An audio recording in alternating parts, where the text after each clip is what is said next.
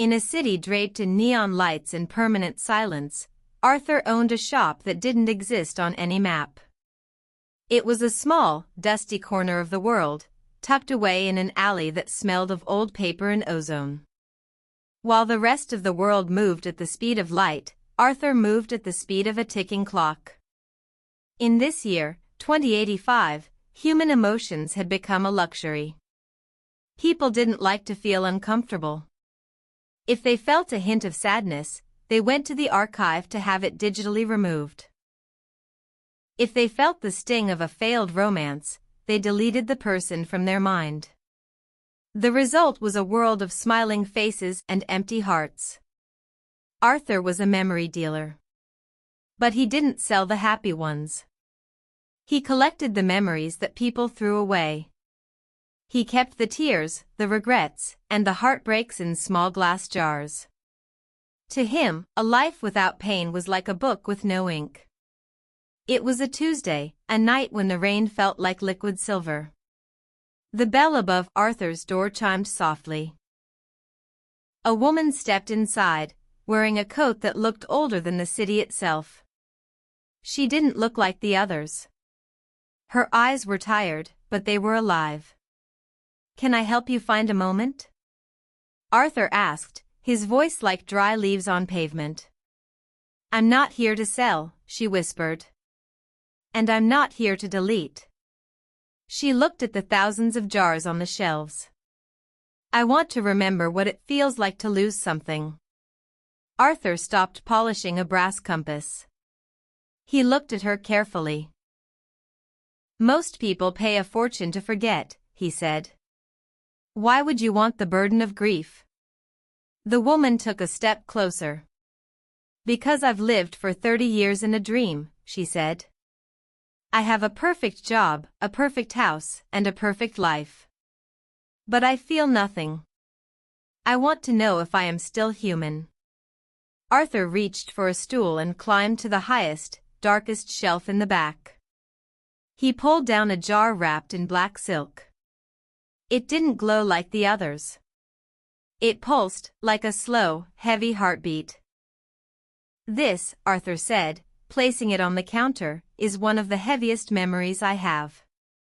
It belongs to a man who lost his best friend in a storm. It contains the salt of the sea, the coldness of the wind, and the hollow feeling in the chest when you realize that someone is never coming back." The woman reached out. Her fingers hovered over the glass. "Will it hurt?" she asked. "Terribly," Arthur replied. "But pain is the price we pay for having loved something worth missing." She opened the jar. The memory hit her like a tidal wave. Suddenly, she wasn't in the shop anymore. She was standing on a pier, shouting a name into the darkness. She felt the freezing rain on her skin. She felt the agonizing weight of silence.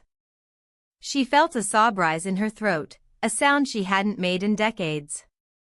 In the shop, her knees hit the floor. She began to cry. Real, heavy, messy tears. Arthur didn't move. He simply watched, his face filled with a strange kind of respect. He knew that at this moment, she was more alive than anyone else in the city. After a long time, the woman stood up. Her face was pale, and her eyes were red. But she looked different. The perfect mask was gone. In its place was something raw and beautiful. "Thank you," she said, her voice trembling. "You can't take the jar with you," Arthur said. "But the feeling is yours to keep." As she walked toward the door, she stopped and looked back at Arthur. "And you, Arthur? Why do you stay here? Surrounded by all this sadness?" Arthur smiled, a small, sad curve of the lips. He reached into his own pocket and pulled out a small, empty glass jar. "I'm a dealer, Clara," he said, using her name for the first time. She froze. "How do you know my name?" "Because," Arthur whispered, 30 years ago, you came to the archive to delete me. You were the woman on the pier. And I am the friend who didn't come back. The woman gasped, her hand flying to her mouth. The neon lights outside flickered. The clocks in the shop all stopped at once. You didn't die, she breathed. No, Arthur said. But to you, I was dead. Because you chose to forget. I stayed here, waiting for the day you would want to feel again. The woman looked at her hands, then back at the man she had deleted from her soul.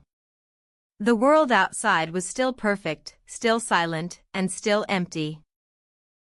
But in that small shop, for the first time in 30 years, time began to move again. What do we do now? She asked. Arthur picked up the silk cloth and handed her the rusted key to the shop. Now, he said, we start the story from the beginning.